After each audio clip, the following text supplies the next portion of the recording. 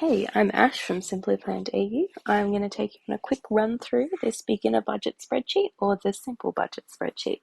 This is the simple version or the one that doesn't include a debt tracker, a bill tracker, or a sinking fund. If you'd like to have your spreadsheet include those things as well, just send me a message on Etsy before you get started and I can send you an updated custom invoice and link, and you can then just organize everything through the new spreadsheet because it's organized slightly differently. So you don't want to get started and then have to start all over again. Okay, so let's have a quick run through this spreadsheet. So when you first open up your spreadsheet, you'll start on the instructions tab or the start here tab, which just runs you through how to use everything in the spreadsheet. It's all nice and simple written out, but I'll also have some tutorial videos to show you how to use it as well if that's easier for you. So if you pop across to the next tab is the My Budget tab, or where you set up your budget. So first thing that you would do is set up the starting date of your budget, and this is where you can set your categories and what your budget amounts would be, and then that will send through to the rest of the spreadsheet. The next tab along is your annual overview, which will show you all of your income and expenses for each month, and some different graphs and things there to help you see. It also tells you what your range is that your spreadsheet is for. So it's got your starting month and then your ending month as well. And then down here you'll have all of your months that are included. And if you then want to jump to one of those months, you can click on this little arrow and then click on the month and it'll take you straight to that month. So you don't have to scroll along the bottom to find that as well. The next tab over, we have our income and expenses transactions tab.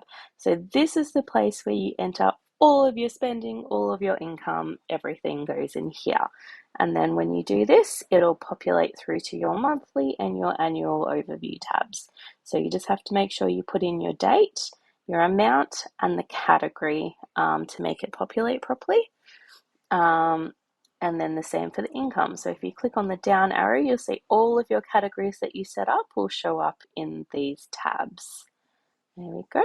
So we'll pop over to the subscription tracker. So this is an optional extra. You don't have to use this if you don't want to, but if you have a lot of subscriptions, you might find it useful. So this basically, if you have a look on your transactions tab, anything that you choose as a subscription will then come over here. So you've got Netflix, Prime, iCloud. It will only pull across unique listings.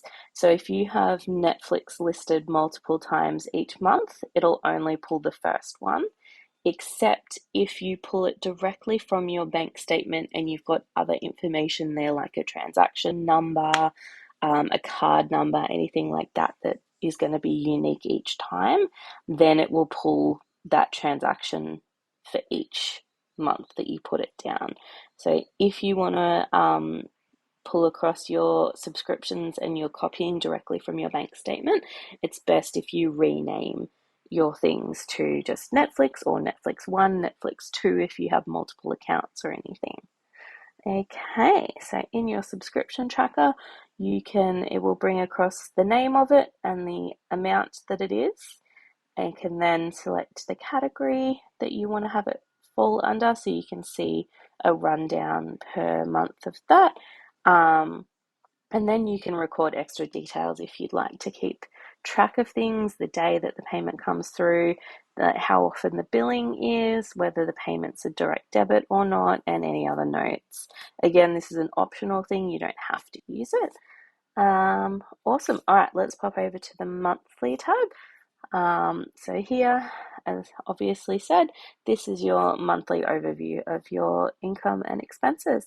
So each month it will have the date in the top corner here, and that will automatically calculate from the start date that you entered in the setup tab. So there's one for each month. So you've got 12 here. So we go over to 12, it's got June 2023. You can rename these tabs into the month that they are if you'd like. I've just called them month one, month two to make it easier when working on the spreadsheet because obviously it will change depending on when your start date is. So if you want to rename, you just click the little arrow and then rename, and you can call them anything, and it won't change any of the spreadsheet formulas or anything if you rename them that way. So you've got your cash flow summary here, which will basically show you a rundown of your income and then subtracting all of your other expenses. And then you've got your expected and actual amounts for all of your different things. So your incomes, bills, expenses, and savings and debt. And then, of course, you've got your handy little graphs at the top to see how you're tracking. And that's it for the simple spreadsheet. So it's pretty easy to use. Um, and I will do a few more videos showing you how to actually set it all up and add transactions and things. So thanks for listening, and I'll see you in the next video.